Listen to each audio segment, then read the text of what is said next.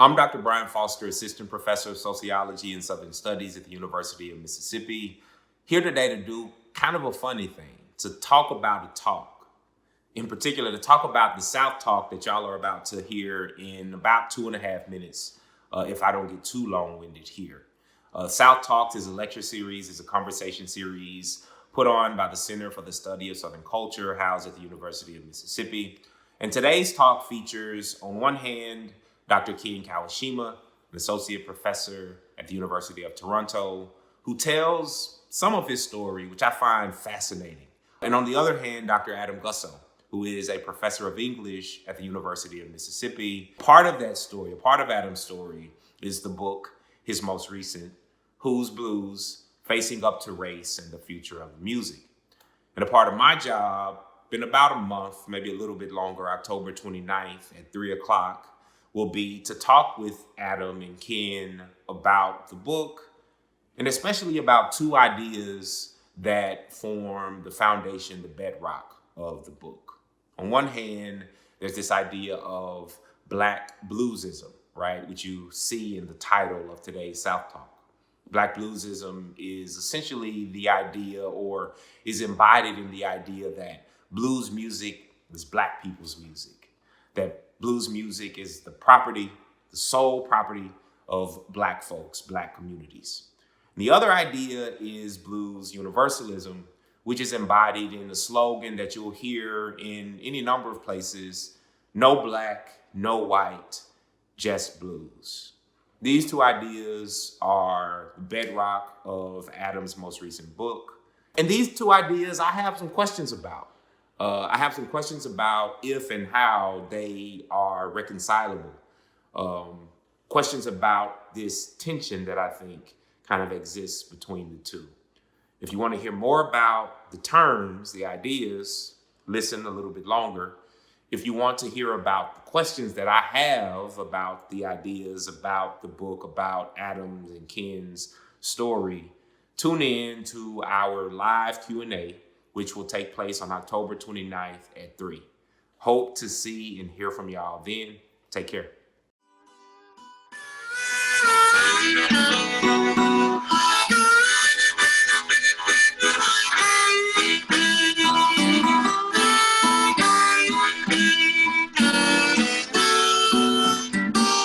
I'm a volcano woman.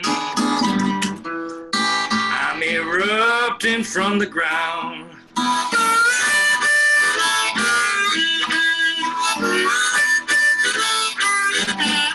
I'm a volcano woman, erupting from the ground.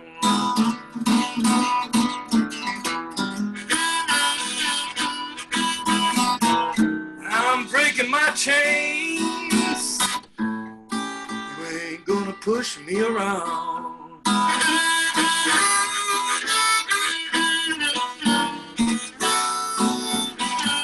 Hey everybody, my name is Adam Gussow. I'm a professor of English and Southern Studies at the University of Mississippi. And I'm here today with Dr. Ken Kawashima, aka Sugar Brown, who's going to tell you about himself in just a moment. We're going to talk for a while, and by the time you see this talk, it's going to have been introduced and or framed by my colleague in the Southern Studies program, B. Brian Foster, who has himself written a book on the blues. I have written a book on the blues. It's called Who's Blues? Facing Up to Race and the Future of the Music. But the title of this talk is Who's Blues? Black Bluesism, Blues Universalism, and the Postmodern Paradoxes of America's Global Music. There's a whole lot there. First of all, let me just say, Ken, welcome. Welcome. Welcome to what we call South Talks. These used to be the brown bag presentations. You and I share something that might not be obvious, probably isn't obvious on the surface, but it's something that's actually important, something that seems material to the way in which we think about what the blues is or are, the way in which we think about the social function of the blues, so the whole cohort of ideas that we bring to the blues. What we share is that both of us obviously were mentored by older Black blues musicians, by men. I had a pair of mentors that I'll mention in a moment. and we had significant performing experience, significant experience playing our instruments, in your case harmonica and guitar, in my case harmonica, on the street and in front of black audiences. This is something that not everybody has, not everybody of whatever race has this experience, but it's something that you and I had back in the 80s and 90s. I'm hoping that you'll tell people a little bit about how the name Sugar Brown came about and kind of give people a sense of where you're coming from on the music. Well, thank you. Yes, it's a pleasure to be here, and thank you for the invitation. It's it's an honor, and hello to all of you in Mississippi from Toronto, Canada. And yeah, I'm very interested in carrying out this conversation. And just to introduce myself briefly, I was born as Ken Kawashima in Bowling Green, Ohio in 1971. And my father was an immigrant from Japan, and my mom was an immigrant from Korea. And they met in Korea and got married in Boston, moved to Ohio. I was born. And for 18 long years, I lived in Bowling Green, Ohio. And finally, I escaped, as it were, to the big city, to Chicago in 1989. And I was taken by the blues.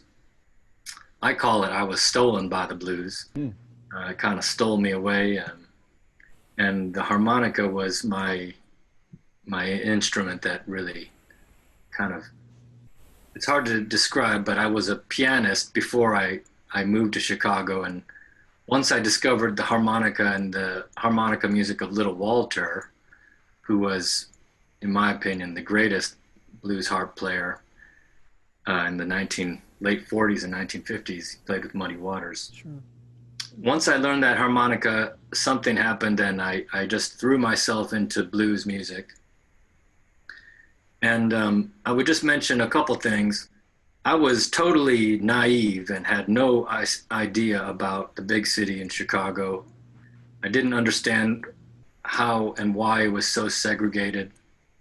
I didn't understand why there was so much tension on the streets. For example, my first year of college, I was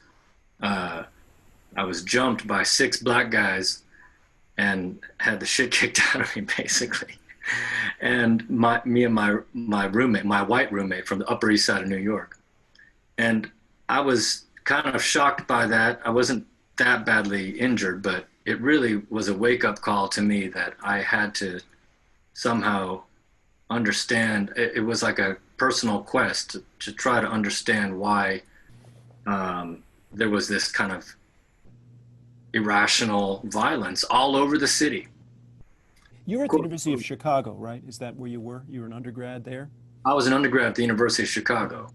And so after I was jumped, I realized after a couple months, I was really, traumatized and scared. But I realized somehow that I couldn't be scared. I couldn't live in Chicago and, for example, be afraid of black people. It's just impossible. How can you? No. So fortunately, I had the blues, you see. And so I really made a point to go to the black clubs of blues, often even by myself, and would bring my harmonica, and I was practicing harmonica every day after school to the records. And then I would go out to the clubs and listen to live blues bands. And then at some point I got the courage to ask someone if I could sit in with the band. What was the response? It was always overwhelmingly positive.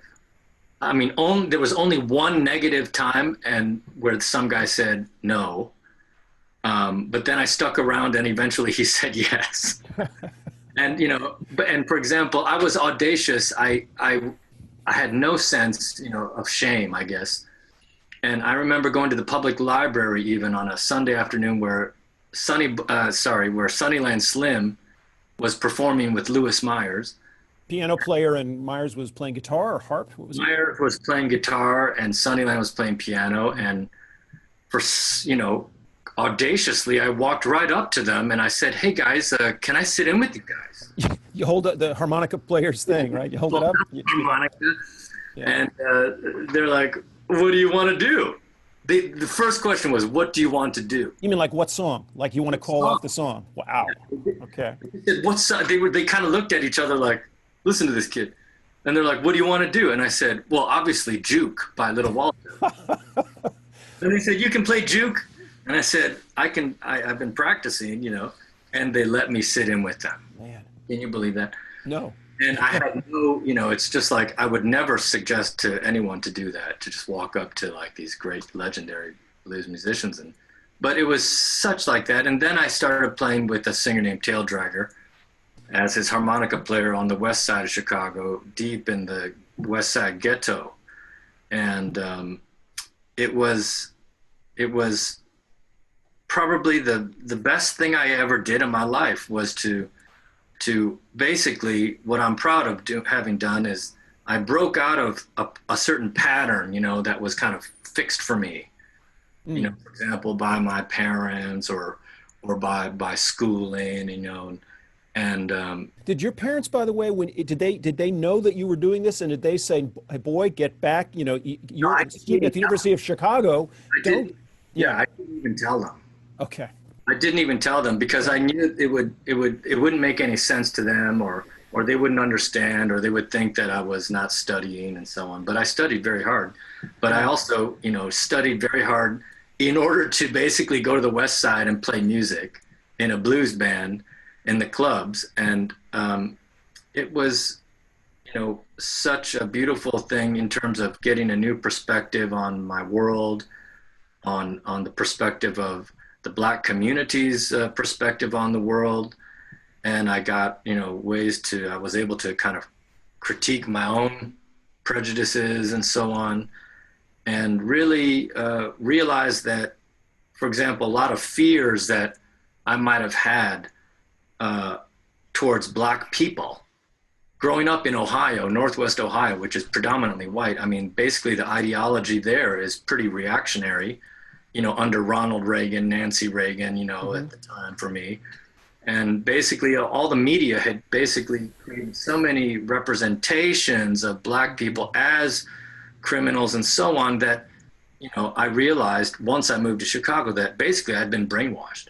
So the blues and your entry into this world of the blues in urban Chicago, in Black urban Chicago, was a way of transcending the ideologies that have been imposed on you, the sort of stuff you grew up within might not have been something you embraced, but at least you knew it was out there. And it sounds like it was a way of connecting. Do you think the people, what was their response to you once you were a sort of working part of Tail Dragger's band? Do you think, did you have interesting conversations? Because that's one of the things that I found I ended up having by having my own version of this blues immersion experience, was that you become a kind of a pole for people to project onto, but also like genuinely ask questions. You're the representative non-African American person. In my case, I'm the representative white guy in Harlem, and we'll talk about that in a sec. I wonder how they took you.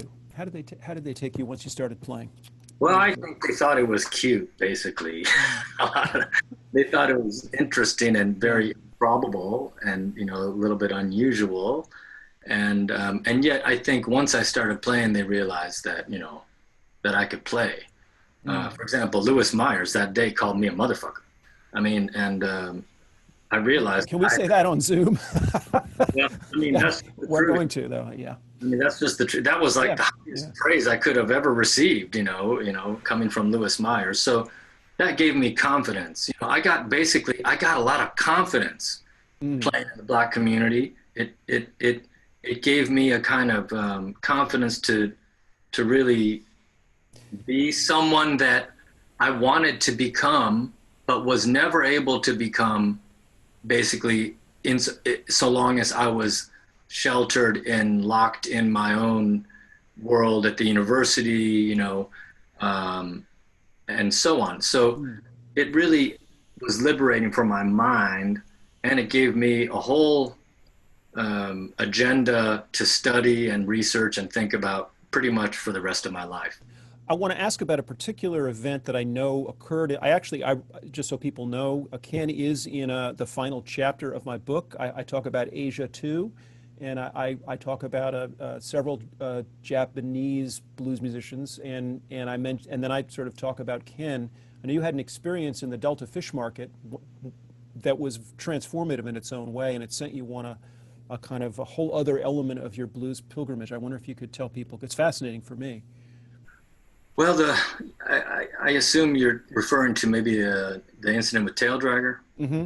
Yeah. Well, there's two things. One of them was that Tail Dragger trying to giving you a name, and then the way you were sort of called out of your ethnicity in a sense, but also the bad thing that happened that sort of threw you out of Chicago. Right.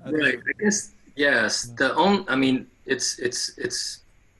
So first of all, I was playing harmonica with a blues band called the Lazy Boys, and it was led by Tail Dragger. And he said that we need to give you a name, a stage name, because no one can remember your real name or maybe can pronounce it, Kawashima. So he called me Sugar Brown, and I accepted that.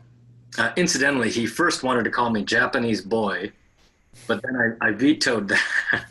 And then I said, besides, my mother's Korean. And he's like, so then the next week he says, how about the Korea Kid?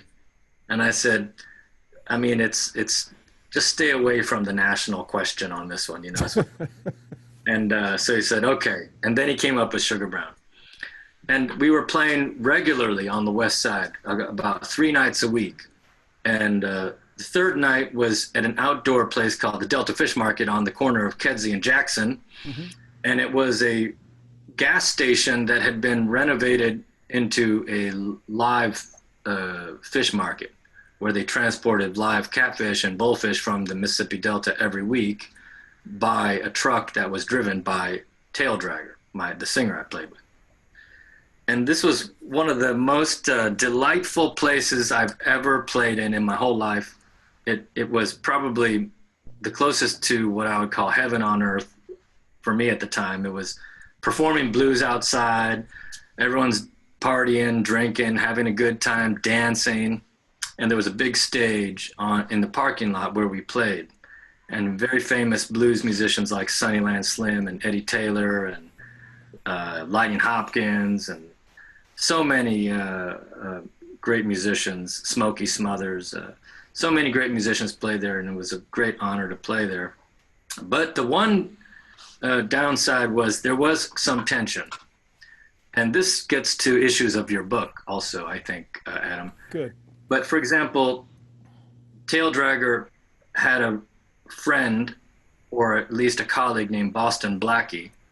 And they were about the same age. They came up from the South in the late 60s around the same time. And they were both blues musicians. Boston Blackie was a guitar player, like a B.B. King style guitar player.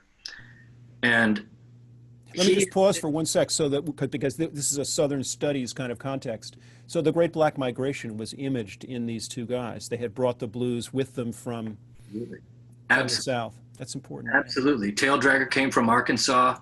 Boston Black came from Alabama.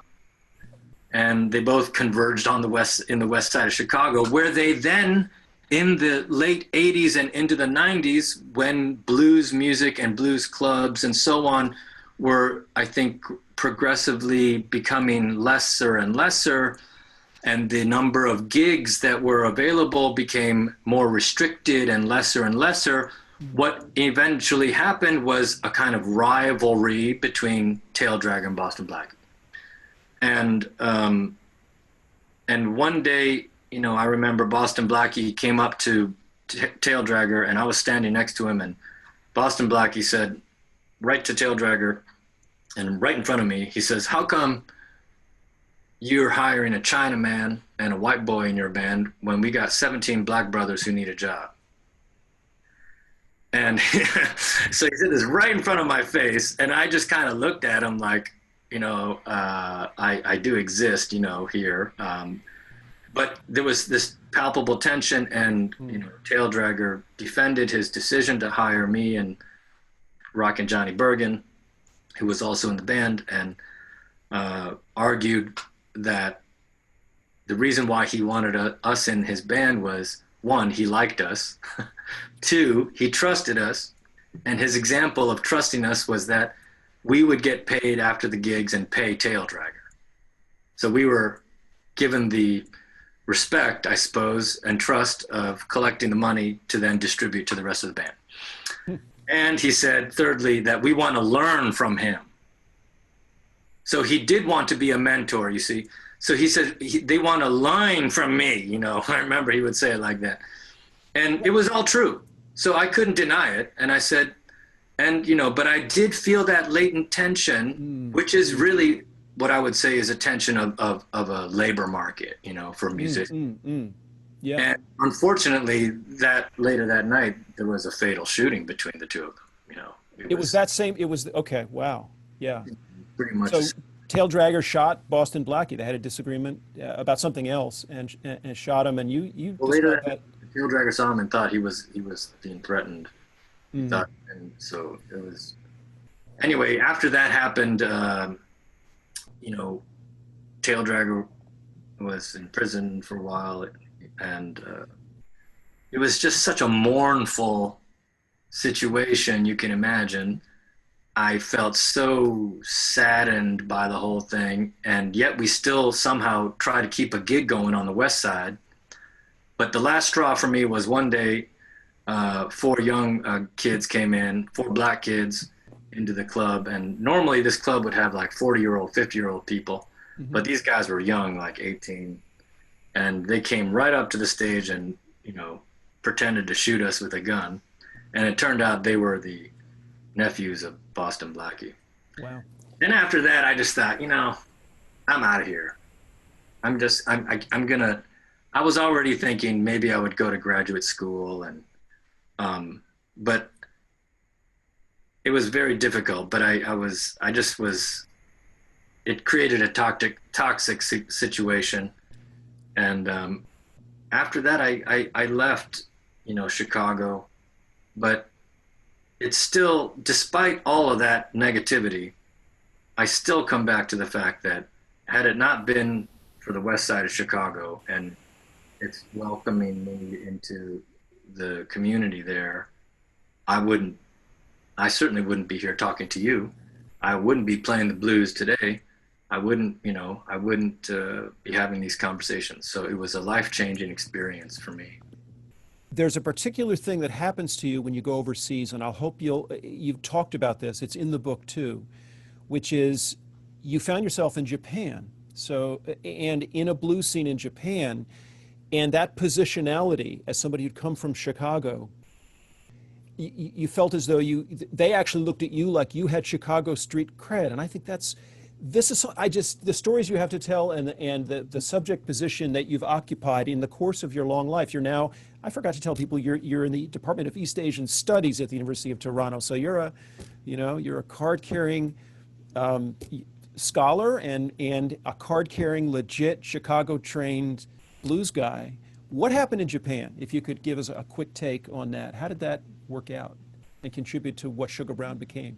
Yes, Japan. I went to Japan originally to do research as a historian and to do research into Japanese colonial history of Korea.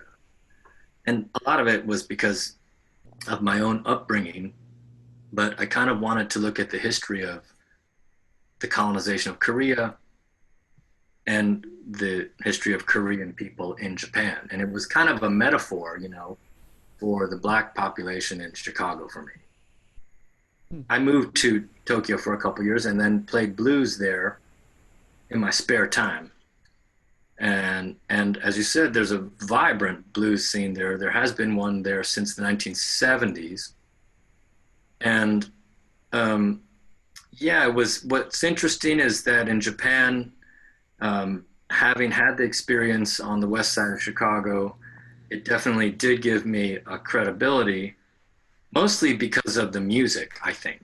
You know, just musically, everyone told me, oh my gosh, your harmonica playing is so Chicago, it's so, you know, Little Walter-like, and, you know, it was very gratifying to hear that, because in my mind, you know, I still hadn't attained the level of harmonica greatness that I always wanted to, Yeah, yeah. you know, especially compared to Little Walter. But what was beautiful in Japan is, you know, it was a real community of blues. The kind of market-driven competition, you know, the blues scene that we have, certainly, is dramatically less in Japan, you know. So therefore, blues bands and friendships through bands and through blues music really happens really genuinely through friendships. And it's not like instrumentalizing other people to get a big hit or to like get a super gig at a festival. You know, a lot of that politicking, you know, which is really what it is, you know, that's greatly, in my experience, it's not the prevalent mode of blues camaraderie, as it were, in Japan. It's just like almost like a kind of, you know, niche culture of dedicated hobbyists, you know. But the knowledge, you know, Yeah. I mean, Japan, of course, they translate everything into Japanese, and they study everything, and they internalize, you know, cultures from abroad so deeply. I mean, they really know it. And yet, you know, it's funny because then when they play, I would think, you know, oh, well, this ain't Chicago, that's for sure. And they could tell the same thing when they hear me. They're like, I don't know, somehow Sugar Brown can sound like Chicago. And, you know, they would ask me crazy questions sometimes, like you know, sometimes I notice on the offbeat, you lean on your left foot. But then you know, like really bizarre technical questions.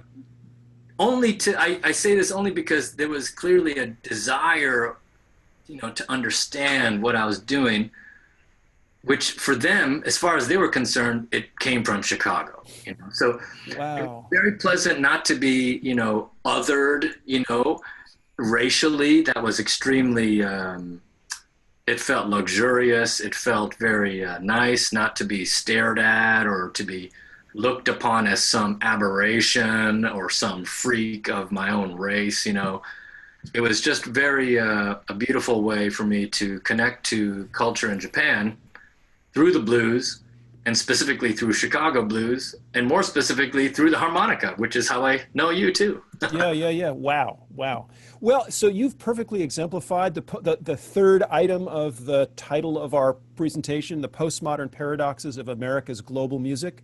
I should give a very brief, kind of condensed self-disclosure so people understand sort of where I'm coming from experientially on the music. I was born in New York City, and I grew up in downstate New York in a tough white working class town, and started playing the harmonica when I was 16.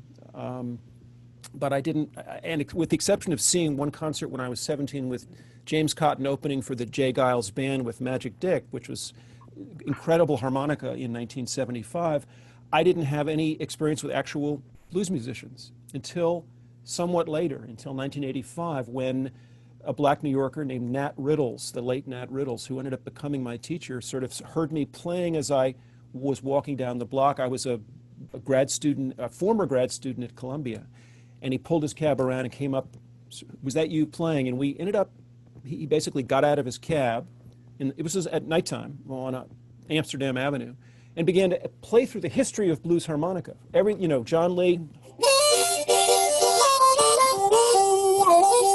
And I was like, John, Sonny Boy? He said, well, the first Sonny Boy, and then Sugar Blue. And he did Kim Wilson. He did one fantastic player after another, and I just stood there with the world opened up.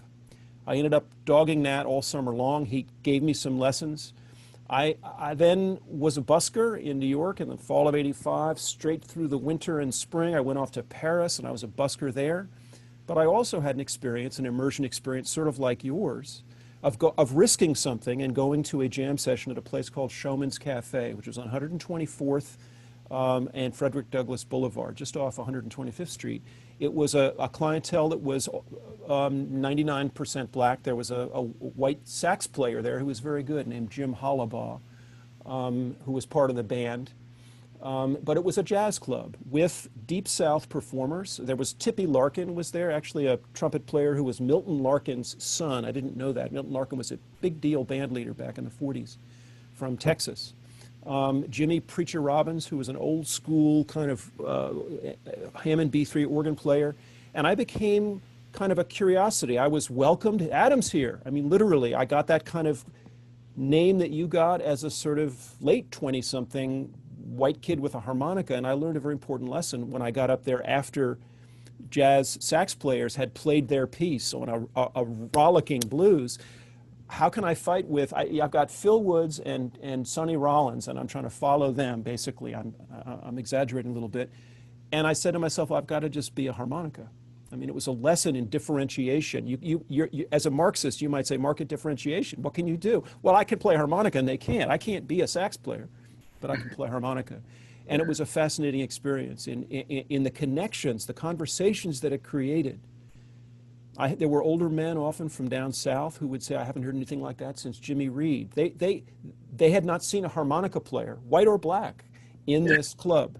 To that extent, again, market differentiation. I was a new commodity. Eventually, I became kind of a performing bear, and I sensed that people were enjoying it, but also laughing a little bit sometimes. And eventually, I ended up sort of over in Europe, where I got introduced to the sense of blues harmonica and blues as a global thing. And so I was playing with people from all over, mostly Europe, not Americans at all.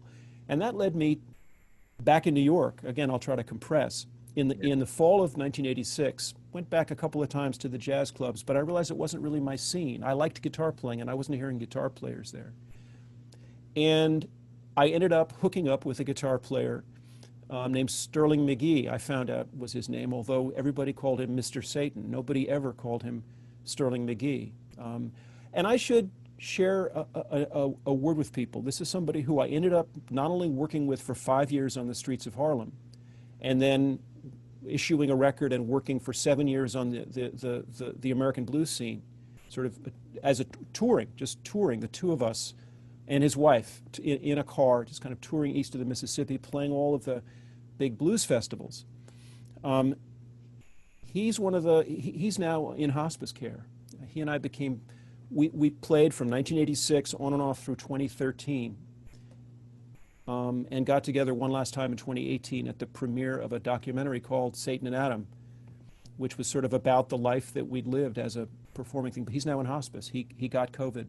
So he's yet one more victim of this plague that we're all trying to suffer through.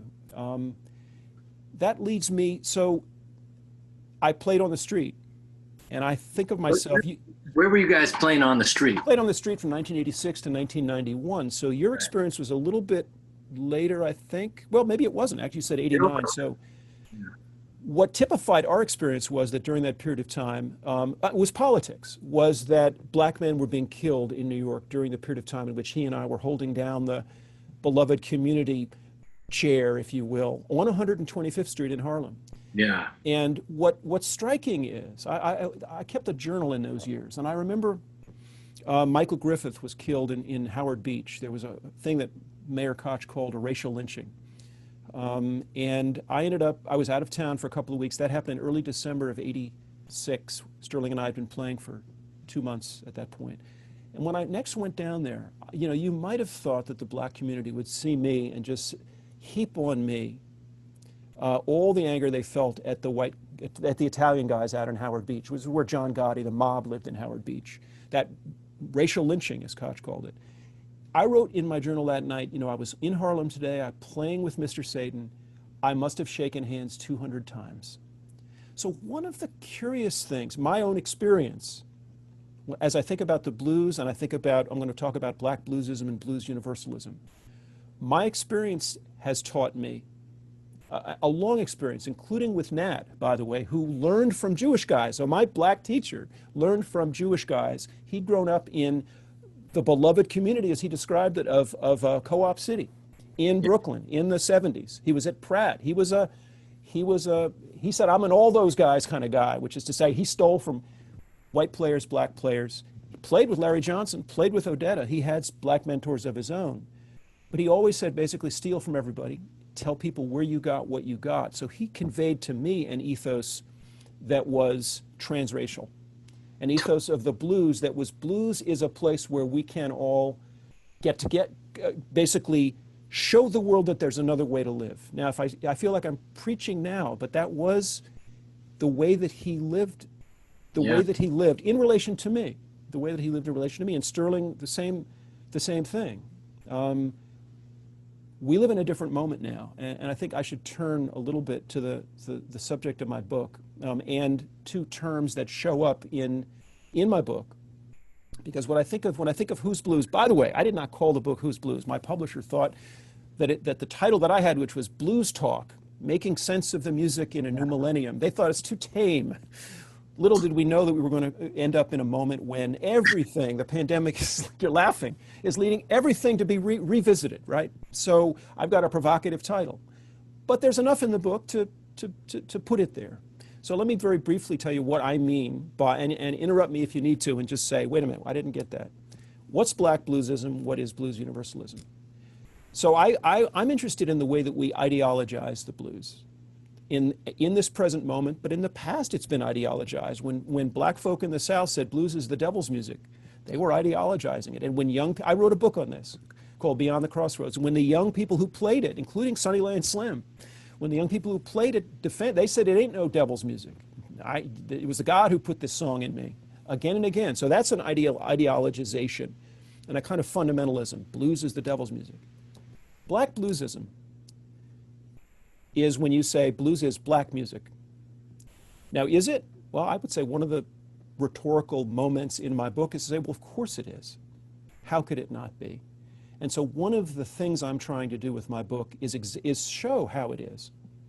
Exemplify it, sort of get down into the DNA, the cultural DNA of the music, so to speak. I would say, of course it is, but it's also American music. It's also a global music. But Black bluesism is a way of understanding the music that says this is a racial legacy. The music carries a feeling that is a specifically racial feeling that goes deep into American history. So if you want to say that the phrase blues is black music, which is the title of a blog by a very important African-American blues performer from Colorado with black Southern roots named Corey Harris, he has a blog in 2015, and he puts that phrase out there, but it's not the first time the phrase has been out there. Blues universalism has another meme, and it says no black, no white, just the blues. There's 3 periods in there. It's no black, no white, just the blues. And I look at that and I try to understand, where does that come from? It seems to gesture to kind of beloved community, one nation under the blues or one world under the blues. And it does in fact open up into a sense that blues is a global music. But 92% of the people in the Memphis Music Hall of Fame, the Blues Hall of Fame, 92% of the people there are black, African American, last time I checked. So to say no black, no white, just the blues, especially by erasing blackness and the sort of embodied presence of the people who've made the music the greatest players, right, are overwhelmingly African American. It's kind of tone dead. And so what I try to do is say, what happens if we put these two things in conversation? And I'm right up front, I say, as you'll see in my book, more of the truth's on the side of the first meme than it is on the second, but not all of the truth. And it's partly because of that globalization, but also because of some of the complexities. You've named some of the complexities. In another book I wrote about, as a blues harmonica teacher, the 6 African-American men I've given lessons to over the years. That seems like a paradox. That's a postmodern paradox. What could I teach them about the blues? Well, maybe not about the blues, but about blues harmonica. Maybe that, is relevant. Anyway, that's the conversation. Tell me where you want to go with the conversation. There's obviously many elements to it. Yeah. I mean, I think the reason why I appreciated your book so much was exactly how you try to clarify, or at least give us a way to clarify, a way to talk about, which is why I actually prefer your old title, because it's really about talking, Yeah. talking about the blues and not talking about necessarily whose blues, but talking about the blues.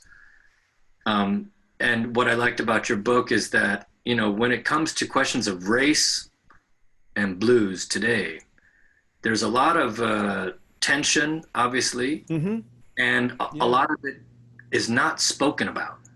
You know, it's just it might be in closed doors, but oftentimes we don't see it, you know, always coming out directly. And so I thought what was admirable about your book is you're trying to create a discourse out of a whole series of silences that, you know, I think is very pervasive in the blues world. It's the question of racism, for example, in the blues is like the elephant in the room, right?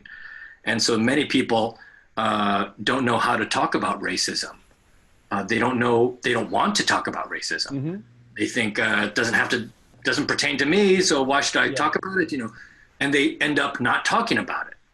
What you've done is give us a way to talk about it, I think, by giving us some objective categories, you know, theoretical categories for sure, but they're based on the history of the blues and the history of the United States especially. And Black bluesisms and blues universalisms, I think, is a very persuasive way to talk about kind of two general camps that seem to split the blues world. And what I would say, you know, about especially the blues universalism, one of the limits, as you pointed out, is that, you know, it claims to be, as it were, colorblind. You know, this is a phrase I've noticed a lot of, you know, white folks use who came out of the civil rights movement. They think that they're colorblind, you know. But then now, today, it doesn't really work, in my opinion. Because to say that you're colorblind about the blues is actually to ignore exactly the problem of the history of blues as Black music. So that becomes then, I would add, you know, we get into these other situations in the contemporary scene where, for example, there's totally valid critiques by Black musicians on certain organizations that are underrepresenting Black people, right? And then, so this is then, so the critique from the Black community, the radical or the progressive Black community says, you know, you guys are underrepresenting Black folks. And then we get into this horrible situation, in my opinion, where the white folks who are blues musicians end up defending their great accomplishments as blues, you know, blues custodians, basically, custodians and guardians of a genre of music now, that they've put their 10,000 hours into it, and they've carried the legacy of the blues and so on, and great achievements. And I hear this time and time again in the past 6 months. Toronto. I mean, there's this. I don't want to get you in trouble, but yeah. Sure, it's not simply a Toronto or phenomenon. And the argument is that I can sympathize to some extent, you know, with that kind of defensive nature of white musicians who don't want to be accused of, for example, stealing the blues from Black people. So then they get defensive. Then they end up talking about what they've done. And I call this the kind of history of white achievement or something. You know, it's kind of like, you know, okay, you're great, you know, it's kind of a similar argument as colonialism, you know, like the colonizers will take something from the colonized, and then the colonized will say like, hey, you took our culture. But then the colonizers can say, well, haven't we given you public schools and you know, good health system? The last point is, you know, this discourse ends up basically, it comes out of a certain feeling of guilt and privilege, frankly. And the problem is that it turns the whole critique of anti-Black racism into an opportunity to speak about basically the achievements of white musicians. And therefore, it kind of becomes a kind of vehicle. It runs the risk of becoming a vehicle of disseminating a kind of white supremacist ideology, I think. So I'm So going to play devil's advocate. that's where we have to be, I think, really critical. Okay. Okay. And also very, sensitive. But I think that's where things have gotten today. I like to argue both sides. I think that you have to know how to argue both sides in some sense to really understand both sides. So let me argue one particular side. Something really important happens between 1960 and 1970 in the American blues world. Yeah. It's a period of time, and it's hard, generalizations about the blues are tricky, but between 1960 and 1970, in 1960, blues was at the tail end of being arguably the black pop music. It was still a real force in the R&B charts. Jimmy Reed and those people were still having hits. Lightnin' Hopkins still had hits into the 60s on the R&B charts. But at some point between 60 and 65, that fell off rapidly. And B.B. King talks about this in his autobiography, Blues All Around Me. Young black people wanted soul music. Blues felt like like an old sound, like a southern sound, especially to people up north, like a backward sound, a sound of a cry that had connected with slavery, and that's not where people were. They were moving on up. They were thinking about what could change, and soul was the sound of that. Lots of evidence for this. For sure. At the same time, white people were saying, starting with the folk revival in 59, 60, and the first, like Samuel Charter's The Country Blues, the first sort of monumental books about the blues. Yeah. Samuel Charter said it was, frankly, it was romanticism, They're incoming in a major way. When the Brits come in 64, 65, but that British blues revival and the Butterfield Blues Band, between 65 and 70, blues suddenly becomes a huge thing. It's white music at that point, or it's black and white music. And it was being talked about that way by Albert Goldman in a weird way that I talk about, that the black arts movement, but there's something else going on. Even as a black youth audience for blues is dissolving, never completely went away in the South, by the way, and that's one of the places where this generalization falls apart. The soul blues scene with Johnny Taylor, that never went away in the Deep South. But as sort of an American thing writ large, the black audience for the blues dissipated in a huge way, even as the white audience was swelling, and as there became a white cohort of musicians. And all this history, we're living right now in the aftermath of this, one specific thing. And I've got an essay on it called The Blues Revival and the Black Arts Movement, which was within black intellectual circles. You had on the one hand Ron Karenga, who later went on to do Kwanzaa. Yes. You had Ron Karenga, who goes on to do Kwanzaa, saying the blues are invalid. The blues once represented who we were, and they're no longer, they're invalid. They're not our music now. They're not a music we want to have anything to do with. And on the other hand, and you had several other people who went the same way. Don't cry, scream. Don L. Lee, Hakeem Anabuti, don't cry, scream. Don't cry, crying was blues. Scream was that liberating voice of the jazz sax, the Coltrane poem. And then you had Larry Neal, and I write about Larry Neal, who's extremely important and under-read. He's one of the great blues critics, up there with Albert Murray and Ralph Ellison, but he doesn't get, it's hard to find his stuff, certainly in book form. But Larry Neal says, no, the blues were what got us through. And he makes this incredibly powerful argument for the continuing importance of the blues. But there was that stutter step, that hesitation within the black intelligentsia, where it wasn't clear whether blues is something that should be embraced or rejected. And so to me, that's actually an important moment. The other thing that happened, so you then get through the 60s, get through 1970, and by the way, you have B.B. King. We have to talk about this. B.B. King's a perfect example of, on the one hand, somebody, let me pause, I want to say something. One of the reasons I wrote this book was because I noticed, especially when I was doing my dissertation research on the connection between lynching and the blues, I was very familiar with the white blues audience. I knew a lot of people like that. They were my audience out there on the hustings. When I began to say, I think there's a connection between lynching, between this racial violence, this blanketing racial violence, and the blues, I got immediate pushback from those white aficionados saying, I don't think so. Blues isn't protest. And it's like, well, but I was reading blues memoirs, and in memoir after memoir, and the 90s were a big time for blues memoirs, I saw Southern-born black male blues musicians writing about lynching and what it did to them and how they felt about it. And B.B. King was a notable example. And he talks in 68, he gave an interview, which for me was like the Rosetta Stone. It was like, he talks about, you don't know, you have to understand, down where I come from, down in Mississippi, so many people have been killed in so many different ways. So when you get to talking about the blues, you start to, he says, you start to think about that way back in your mind. That's right. And it weighs on you, see. And then he goes, so that's where my blues come from. The next most important thing is your woman.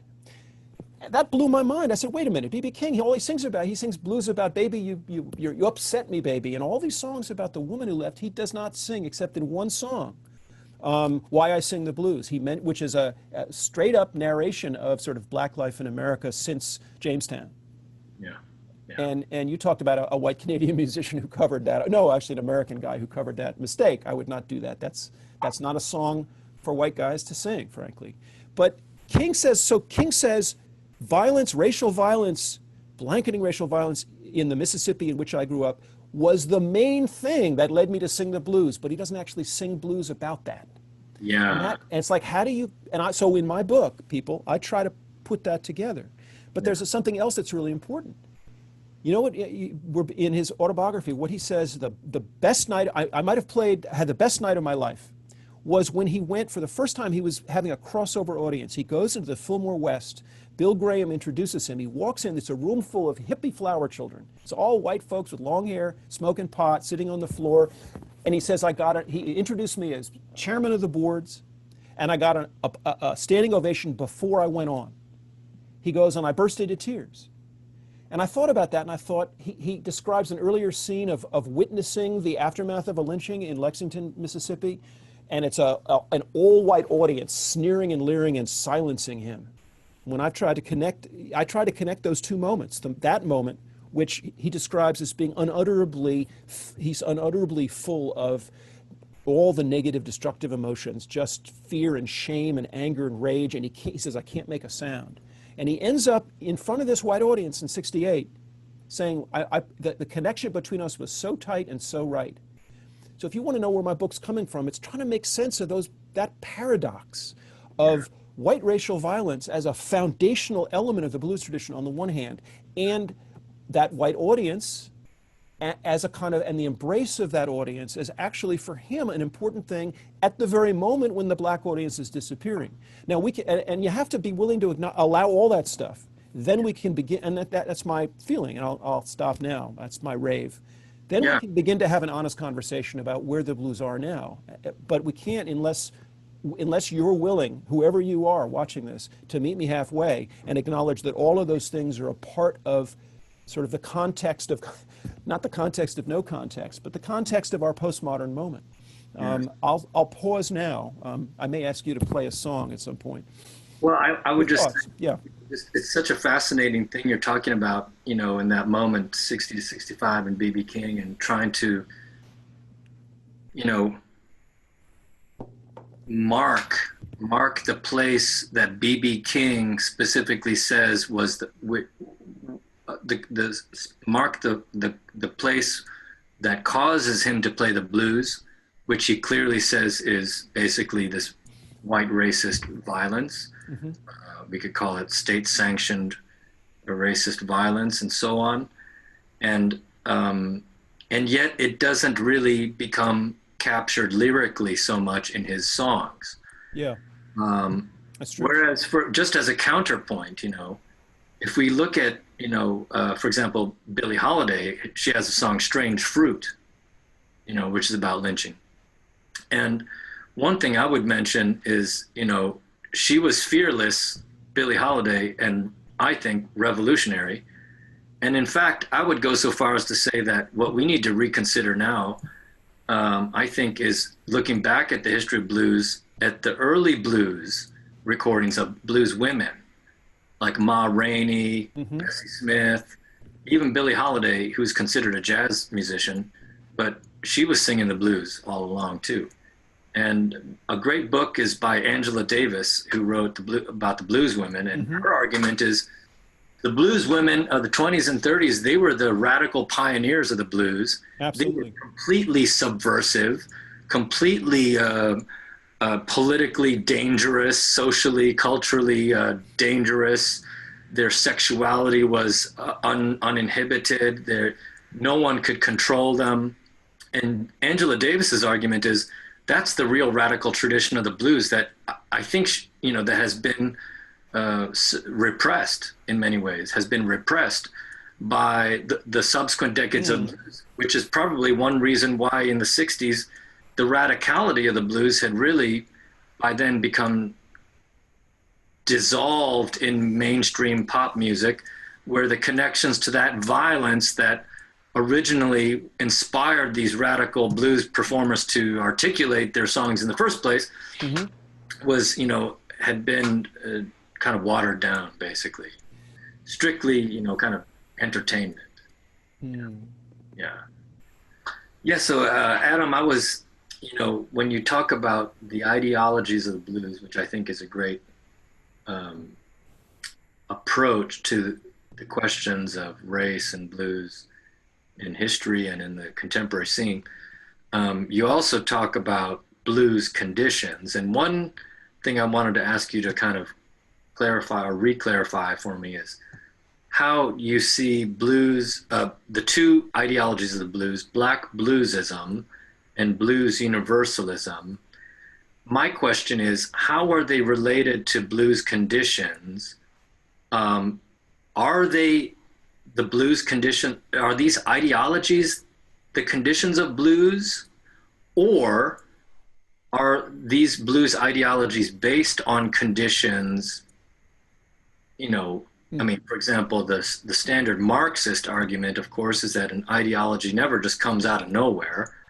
It's a belief, it's an abstract belief, of course, in your mind, but it's based on your material conditions of living, So let me see if I can work out an answer for that. In the first chapter of my book, in the introduction, I talk about a specific event that was a kind of panel on the state of the blues today at an event called the Blues and the Spirit Symposium, put on by Janice Monti. She happened to do it in May of 2012, which was a couple of months. February of 2012 was when Trayvon Martin was shot and killed by George Zimmerman. And so it was a moment when there was a lot of anger in the blues community, and specifically in Chicago's Black blues community. There was also anger that was stoked by an interview with Bruce Iglauer, the head of Alligator Records, which was sort of the leading independent blues label, had been Chicago-based and for a long time, and he was talking about why he was doing more white artists than black artists. And he made some comments that had to do with sort of, well, if I could find a black artist who, had original material, didn't have an alcohol or drug problem, and who showed up on time. They were problematic comments. He's a plain-speaking guy, and I've been at the end of his plain-spokenness. Point is, so there's a kind of blues that the contemporary blues scene has, which are black blues players and black blues cultural custodians tired as hell with various elements of the contemporary blues scene. Because in our scene, there's competition for gigs. And one of the many complaints that came out on this panel, and I talk about the range of complaints. In fact, it's probably, when you talk about is it the conditions, well, it was partly about those conditions. Exactly. That's what it was about a specific. So I talk about the plenary session, more than 90 minutes long, was an aggrieved indictment of the contemporary blues scene on racial grounds. The 10 panelists, 6 black and 4 white, described a wide range of offenses. Many of them centered on the idea that so-called heritage blues musicians, which is to say black blues performers, had been displaced by white blues performers from blues festivals, from club gigs, from the Grammys and the Blues Music Awards. Even the Blues Music Awards themselves, formerly the W.C. Handy Awards, had been renamed in a way that erased their black namesake, W.C. Handy. The charges rained down. I think it's important. I want to put this so you understand that and I investigate some of these things in the course of my book. Singer Sharon Lewis, Texas native and longtime Chicagoan, complained about, quote, talent buyers, festival promoters, club owners who continue to overlook us as females because we don't play amplified guitars. Veiled reference to Samantha Fish, Sue Foley, Anna Popovich, and other white female singer-guitarists in tight-fitting dresses who were and are popular festival attractions. There were complaints about white blues fans who patronized and disrespected older black blues players, about white blues singers who used black dialect, about blues societies run by whites that actively tried tried to limit African American participation, about black performers being given less stage time than white artists at the Blues Music Awards show, and then Bruce Iglauer. So here's this litany. Yes. And I came to it as somebody who was trying to be what I'd call a responsible white blues promoter. I put on an event for 3 years running in which I made a point in my like statement of purpose. One of my points was, you want to prioritize African American. It's a harmonica event, Hill Country Harmonica, and so I talk about seeing this panel and realizing that two of the people on the panel were people I'd hired from my event, and realizing that neither of them wanted to mention my event at a black-run horse farm with an all-black jam band and all the other things. That was politically not something that made sense to talk about. And I talk about my hurt feelings and my sulk. The point of my book was to say, you know what? Let's take a look. Let's go back. So I have to say this. Those whites, my book was intended less as pushback against those black bluesist complaints, although there is some, and some critical thinking about blues festivals. Is it enough to have 40% black artists and 60% white artists or at a blues festival? And I sort of went and looked at the statistics that they dug up. My book's more intended, honestly, to say that the kind of training you and I had, the kind of working with older black musicians, black elders, and working for black audiences and having those conversations. Ken, I'm 62. We're an old generation. And the young kids coming up, I'm talking about the white kids, they don't have that. They're playing. So for them, the idea of blues is black music is like, they don't even know where it's coming from. At least I have some training in African American intellectual history and sort of have a sense and I try to give people that. So I wrote my book as much or more to take that blues fan or that blues musician, the Anthony Gomez's of the world, I'll name names, and say, let's just take a deep breath and let's investigate those blues conditions back in the day and understand how a guy like Honey Boy Edwards dealt with them. So I think that, and understand that this was really important, and I foreground this. Don't for a moment think that the blues or blues music is simply just the sort of oral distillate of 400 years of being black in America.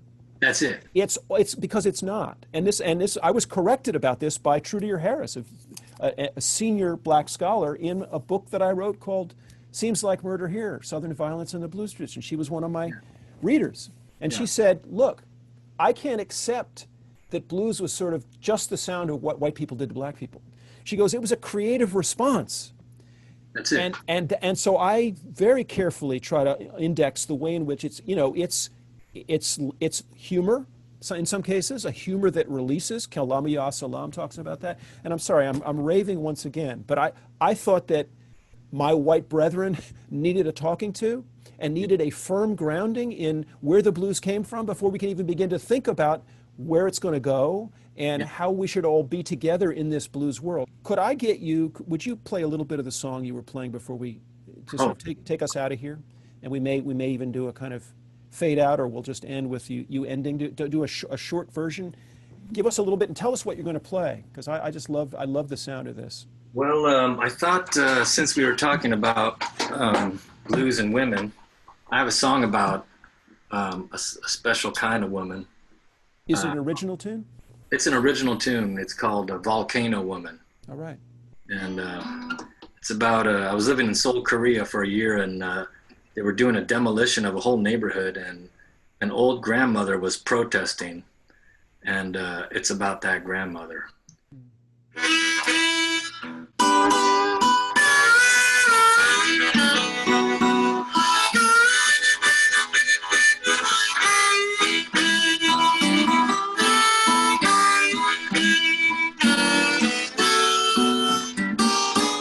Volcano woman, I'm erupting from the ground.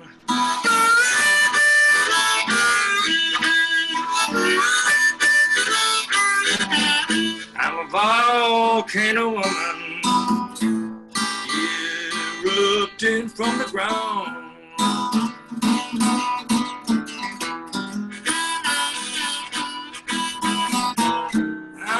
breaking my chains. You ain't gonna push me around.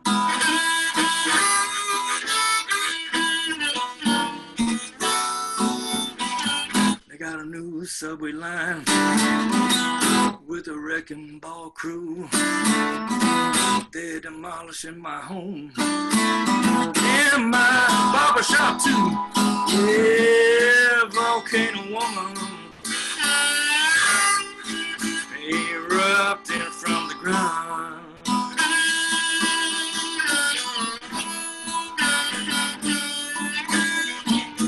Yeah, breaking those chains. You ain't gonna push her around.